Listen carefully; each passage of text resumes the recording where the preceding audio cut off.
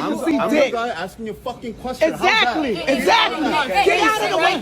No. Now he knows how to be a man, right? Now he knows how to be a man. Stay out of the women's locker room. We don't want it. He needs to have his gym membership revoked for that shit. And the woman told you. He assaulted me. The girl told already. We already filed reports. No. That's fine. I want the video. You can't get rid of me for this. I'm a woman and I have every right to not want a man in the restroom when I'm naked. There are girls naked in there. Look at them walking in there like it's okay. It's not okay. Why are you in the women's locker room? I'm trans and I'm asking you. Because I'm trying to make sense of the illogical. And,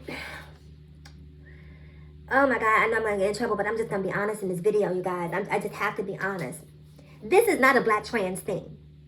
You notice how when you see issues with people going into public facilities, single sex spaces, that the culprit, the offender, the person who is sending off alarms is never black and trans? But somehow the black trans community always has to cape for this kind of nonsense, right? See, as black trans people, we police ourselves. We police ourselves. Not only do we police ourselves, we go through the rigors of trying to achieve passability. That is one of the goals. You want to be passable. For those of you who are not familiar with what passable is, passable means that you're out in public as a trans person and you're not sending off, alarms, bells and whistles. You are just moving throughout society as a trans person without demanding the attention and focus that in most cases you do not want. It's always this type of white trans person. And I'm choosing my words carefully here because I'm not going to misgender. I'm not going to disrespect, because to disrespect this trans person and be honest about how I really feel would be disrespectful to my transness. But what I'm saying is, you're not ready. You are not ready, and I'm sorry, but we have to be honest with ourselves as a trans community and just say that this person is not ready to be in a female bathroom, in a female locker room, which is another layer of intimacy, another level of intimacy. Why are you in there causing a ruckus in 2025 when the spotlight is poof on the trans community for every single thing that we do? But see, you as a white trans person, you don't live in that reality the way that black trans people do. And this is why you can transition physically,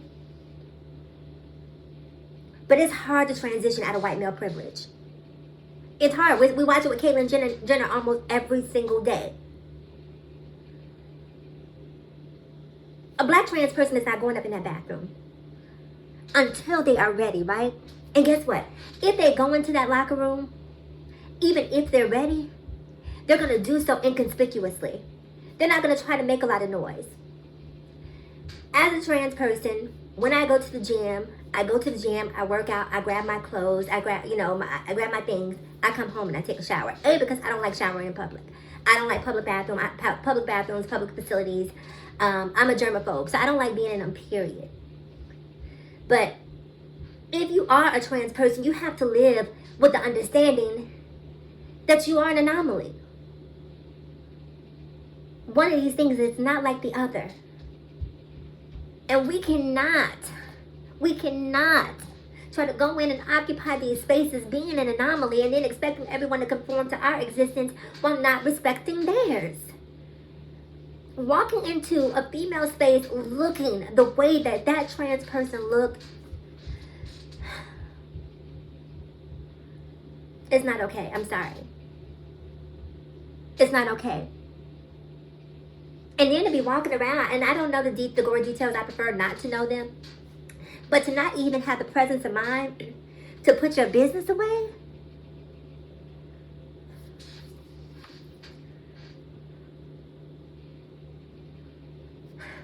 It's exhausting. It's exhausting. Because this one incident just really sets the trans movement back so far, because they're going to take this and move this over and over and over and over and over and over again, because your whiteness and your transness superseded your logic. Your white privilege superseded your logic because you had no business in that bathroom, in that locker room. In the black LGBTQIA+ plus community, we have ballroom. Speaking of rooms, we have ballroom. And in ballroom, you walk things like executive realness, daytime realness, realness, realness, realness, realness, realness. Which is problematic unto itself, if I'm being honest here.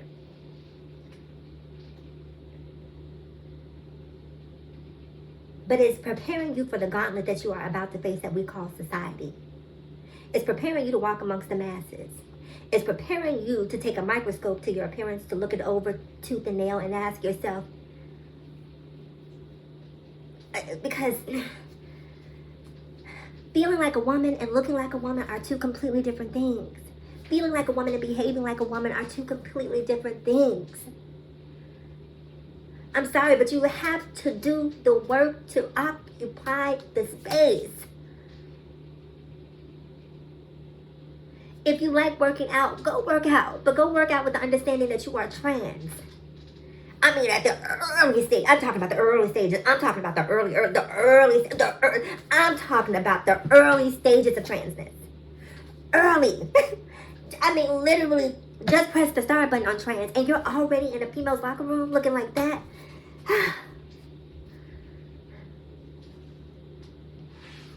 And again, big picture here. You know the political climate. You know what's happening out here when it comes to trans issues. And it's so upsetting to me. And I'm going to be honest with you guys. I know I'm deep into the video already. I haven't watched all of the video. Because there's a part of me that's just I have pre-PTSD, right? I'm already post-traumatized before I even watched the video in totality.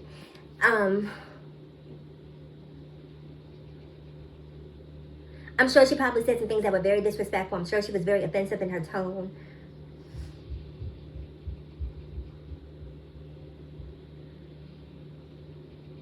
But you were disrespectful and offensive in your appearance, whether you want to admit it or not. You were disrespectful and offensive, not even having the presence of mind to go in there, and I'm sorry to say this, but to make yourself smaller because you aren't ready. And by making yourself smaller, it simply means put on some clothes. Get in and get out if you must be in there. I can't think of why you have to be in there, but if you absolutely must be in there, get in and get out. Don't just be sitting in there meandering, dilly-dallying in this space when you're not ready. I need the white trans community to start talking to these type of trans people. Because every single time it's a white trans person who presents much in the way that this trans person presents, that does this type of stuff, and then we get caught up in the crossfire. Not because we do it, but because we're trans. And because they don't make a delineation between the white trans and the black trans, this trans person is very much probably not going to feel the brunt of the decisions and the choices that they make, because they have a membership to Gold's Gym, and Gold's Gym memberships are not cheap. Let's start there. So that already tells me that you're probably a person of privilege. It's the trans women who don't have access, who have to live with the repercussions of the echo that you've created by going into this space, looking the way that you look, the entitlement of it all. As a trans person, I have two issues that I refuse to compromise on, right? That's using cis, and that's using the bathroom. If I have to go to the bathroom, I'm going. That whole women's locker room thing is not a concern of mine. I don't want to be in any locker room. Let's be clear about that. I don't want to be in anyone. But if you are out here and you are trans and you are occupying single-sex spaces, do the work. Do the work. And if you haven't had bottom surgery, you can't act like you...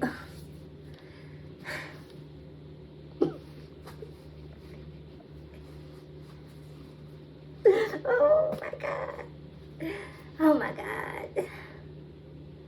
My Shayla. How are we going to get to 2028? We don't need this type of heat on us right now. Sit down. Sit down.